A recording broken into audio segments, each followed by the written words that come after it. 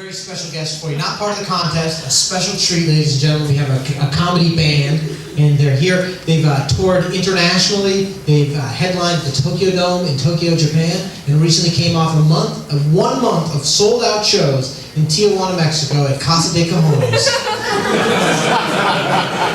Put your hands together and welcome Throwing the Tombstones! Dave Reinitz, ladies and gentlemen. Dave Reinitz, there. Oh, he's very short. How's everybody doing? Woo! You ready to rock? Yeah, all right. Sorry the rest of the band couldn't make it. I apologize. The Laker game was on, so they were watching that. They couldn't be bothered. Welcome to the show. It's really great to see you all here. Especially like to thank the folks who sat right down front. Because a lot of times at comedy shows, people go, "Oh, I don't want to sit down front because the comedians will pick on us." But I'm not going to pick on anybody. I'm not going to. You're just welcome to the front row. It's great to have you here. Well, what's your name? Elise. Let's give Elise a big round of applause. Welcome to the show. That's it. Anybody here like movies? Okay, great.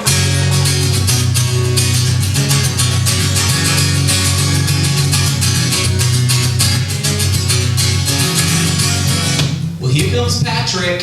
Man, that guy is rude. He likes to give away the endings to any movie that you have not viewed. If a new movie comes out, you can bet Patrick's already gone. Then he goes around spoiling the endings for just about everyone. Patrick, the spoilers come and better cover up your ears. Because of him I haven't enjoyed a movie in several years. Because he's always blabbing plot points to anyone who is here. Patrick, the spoilers come and better run away from here. Well, I thought I would do the right thing and take Patrick out and kill him. But that would be like that movie, Falling Down, where Michael Douglas becomes the villain. So I just put up with Patrick and all his rambling on. Figured out the best thing I could do would be sit down and write this song. Because then, all of you could join in with all of my pain. And then I could be just like Patrick, and I could do just the same. Darth Vader is Luke's dad, and he's Leia's too. Soylent Green is made of people, and Rosebud's a sled too. In The Usual Suspects, Kevin Spacey is Kaiser Sose. And in The Shining, all Jack's typing is all work and no play. Till the Crying Game turns out to be a guy. And Kevin Costner in No Way Out, he's really a Russian spy. Bruce Willis in The Sixth Sense is dead right from the start. And in Titanic, DiCaprio dies and he breaks Kate Winslet's heart. Wow. Giving out these spoilers is really a fun kind of game. I mean, once you know you give it a shot, you're never really quite the same. And I'm sure that there's some of you who probably think this song is pretty lame. I guess I probably should have warned you that Patrick's my middle name.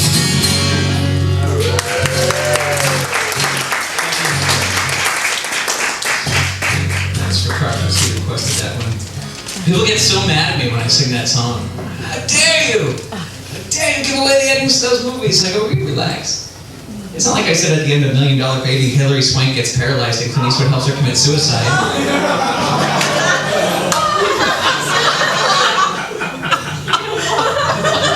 Well, it's been out for how long now? You on DVD. You really should have seen it by this point. What is it? The secret ending of The Village is that it's a really crappy movie. Money for this? I'm a substitute teacher during the day because I believe that rock stars should give back. And that's all right for the kids. I don't have a problem with Eminem or 50 Cent, but I have a problem when second graders come in singing some of the lyrics to those songs. I think that's a little bit too young for kids to be hearing that kind of music. They should probably wait to get into the hardcore stuff, you know, at least third grade or so. And I decided it really was my responsibility as a rock star to write a song that would be okay for kids to hear. So this is my kid song.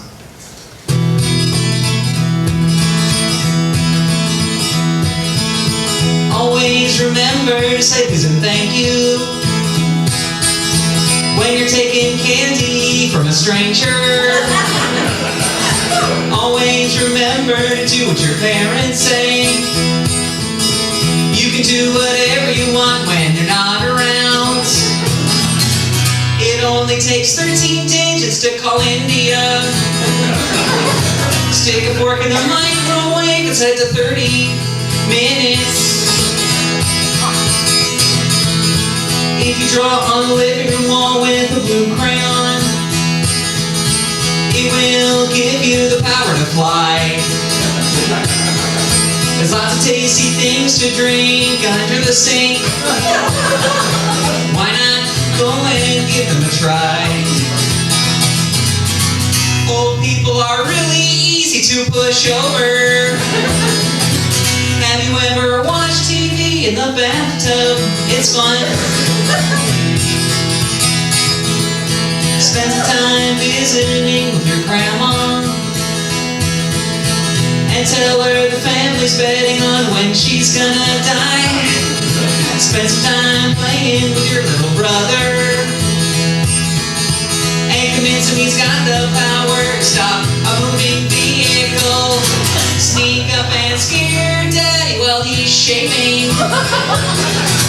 Tape record Mommy when she's yelling at you, and play it back when she's got friends over. Please don't do anything that I've said in this song unless you really want to be cool.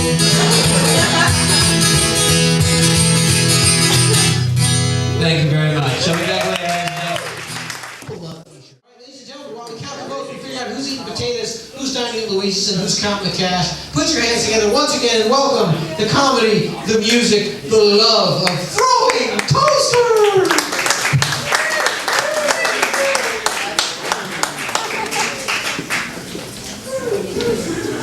Thank you. I'll just be playing a couple songs here while they're counting. Of course, Dave's counting, so it may take a while. You guys still having fun here? Did I lose you all? You all broke into small discussion groups now? Is that what happened?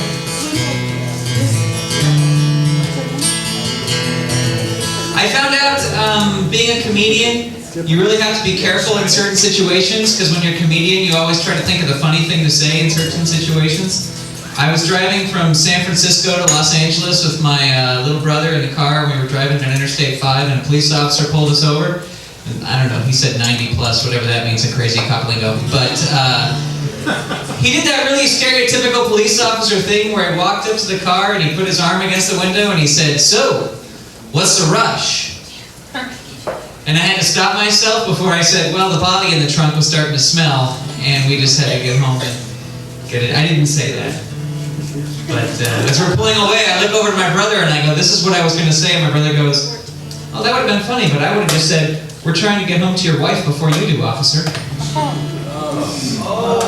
Yeah. My brother gets a lot more speeding tickets than I do. This is Ingrid, everybody. Say, give Ingrid a big round of applause. She's serving drinks here.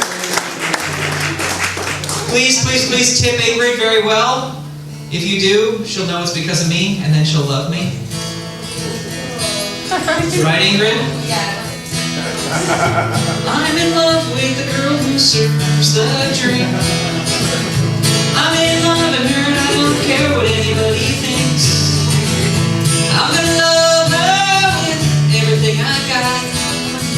I'm gonna love her like a diaper-wearing astronaut. I'm gonna love her. She just walks out during the song. Thanks a lot, Ingrid.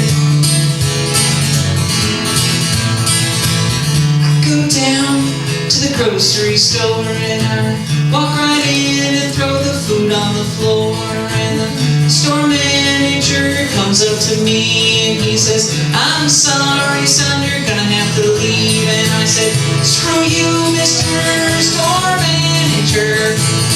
Screw you. Screw you, Mr. Store Manager. You can't tell me what I can and can't do."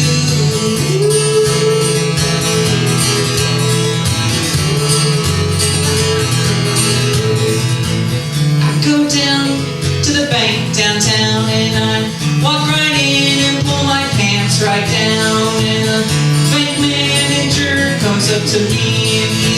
I'm sorry, son, you're gonna have to leave. And I said, screw you, Mr. Bank Manager. Screw you.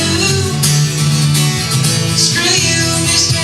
Bank Manager. You can't tell me what I can and can't do.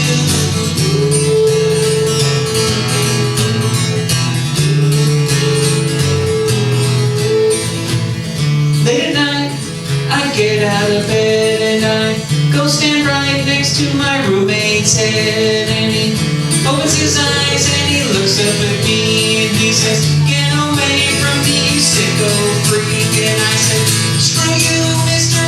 My roommate. Screw you. Screw you, Mr. My roommate. You can't tell me what I can and can't do.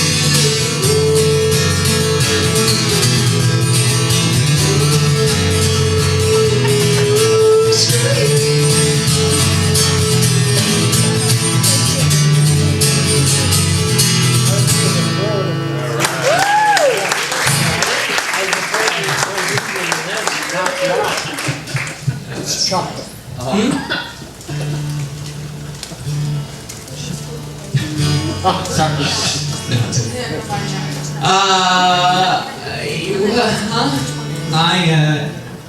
It's not going to take long, folks. So I know you guys are having trouble figuring out the bills.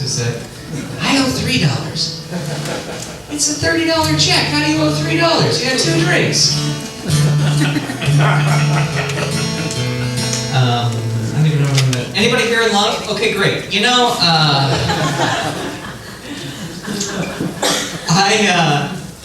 I have trouble with relationships. I don't know exactly what it is. What, you have trouble with what? Are you serious? No, I do. I was looking at my past 2 relationships, the past 2 girls I went out with, and I realized that during the relationship there was a common event that happened that led to the downfall of the relationship, and that is that I went to a wedding with the girl I was dating. If you're dating someone, never go to a wedding with them. It's just a horrible disaster waiting to happen. The first girl I was dating, I went to a wedding with her, and her friends were getting married, and they know that I make short films and stuff, and they said, hey, would you like to videotape our wedding? And I said, I'd love to videotape your wedding. That would be fantastic. I would love to do that for you. And so she said, so they're like, okay. So I got all these extra videotapes and extra batteries and stuff, and the night before the wedding, they called me and they said, hey, you know what? We've hired some professional video guys. We don't need you to videotape the wedding. And I was like, oh, well, you know what I'll do? I'll bring my video camera anyway, because what if something happens that the professional guys miss? And I'll videotape it, and I'll give them the tape, and then you have a complete picture of your wedding. And they were like, okay, that's great. So I bring my camera to the wedding, and they had 3 video guys, and these guys were awesome. They were like video ninjas. They were everywhere. They were just shooting every shot, getting everything out. I was like, man, they're going to have footage of everything. Except they're not going to have any footage of the video guys. So that became my job at the wedding. I just started videotaping the video guys wherever they went. And during the ceremony, I was sitting there in the bleachers, whatever they're called in the church. And, what? God bless you. And so I was sitting there, and I'm videotaping the head video guy, and he's up videotaping the bride and groom, and it was so great, because about 10 minutes into the ceremony, he realized what I was doing. So he's videotaping them, and he keeps going,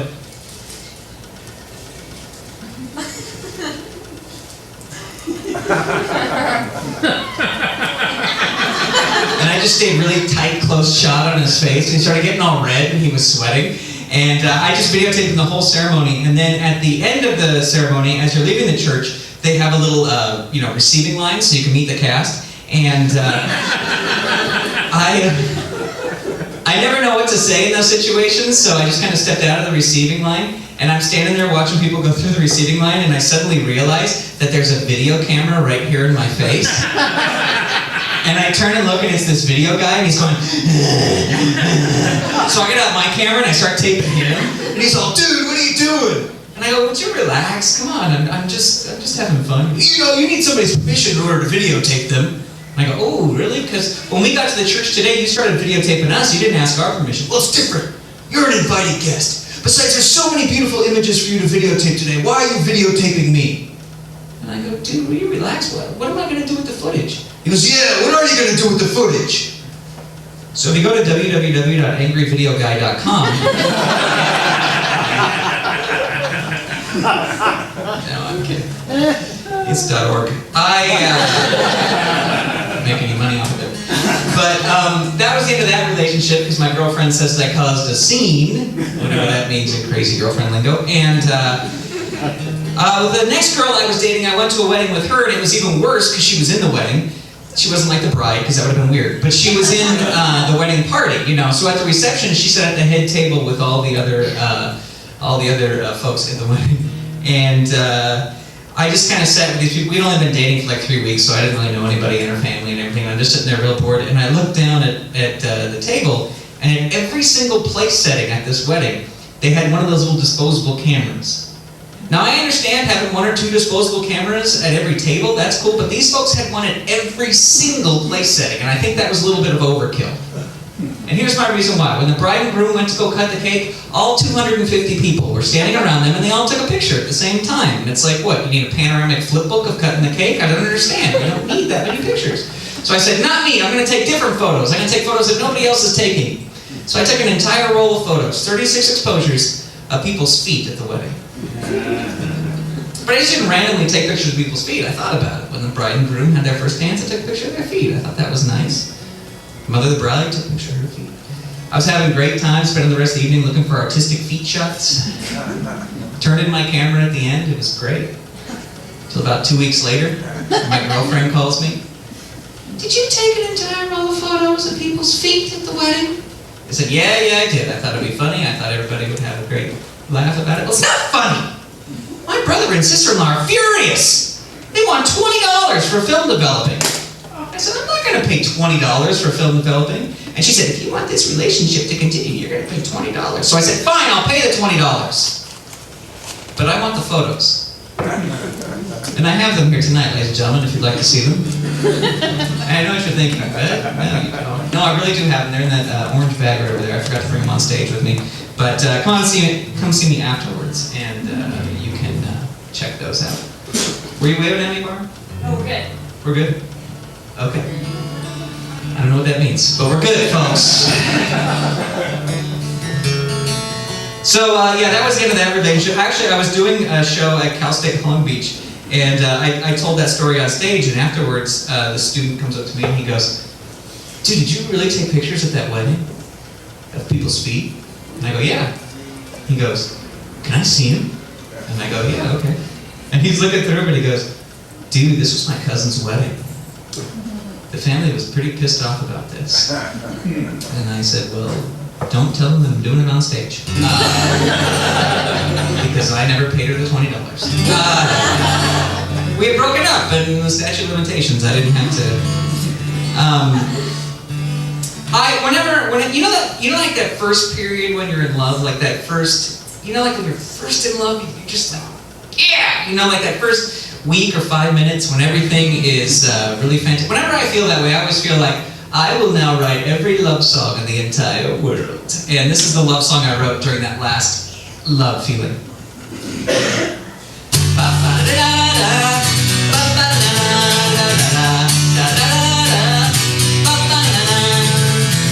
Baby, for you, I would climb up Mount Everest, stick a flag right on top. Baby, for you, I would swim across the English Channel by myself non-stop. These are all the things I do for you, and I'll admit that none of them are new. They've all been done by other men, it's true. But baby, so have you.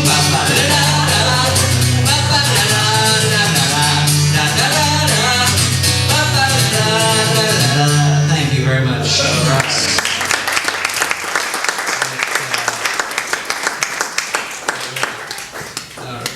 One more? Okay, perfect. All right.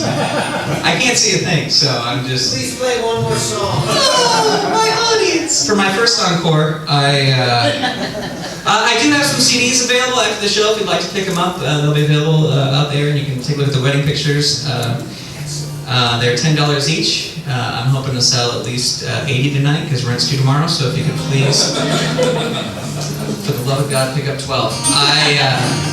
I also I have a website, throwingtoasters.com. I'm also on MySpace, myspace.com/throwingtoasters. And I always, whenever I do a show, I love running home and logging onto MySpace. And no friends. Okay, still 0.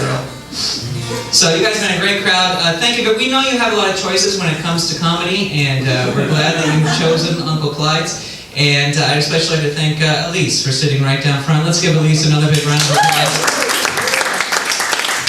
Elise, have you had fun?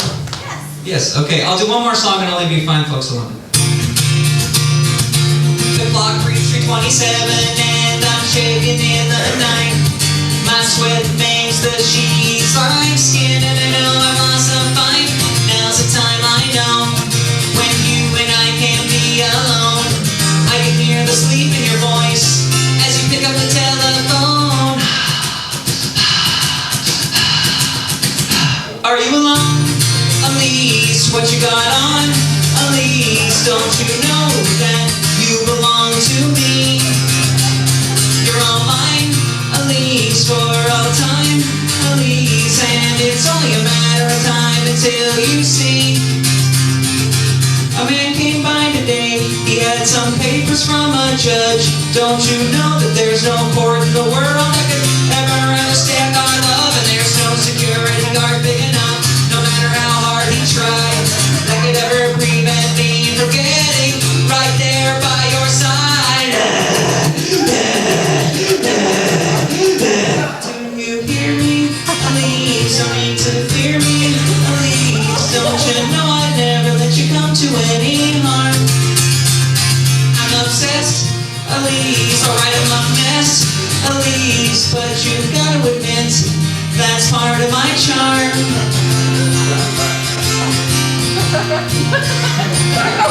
Oh, Elise, you're mine, can't you tell? And if I can't have you today, well then I'll have you now, Elise. Oh, Elise. Oh, Elise. Oh, Elise.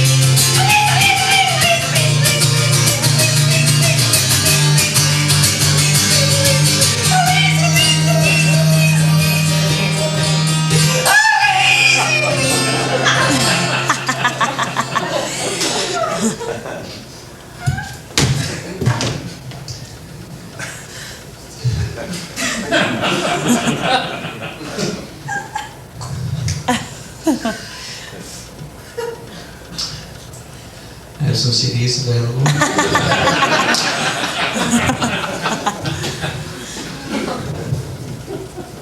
Elise, look at me.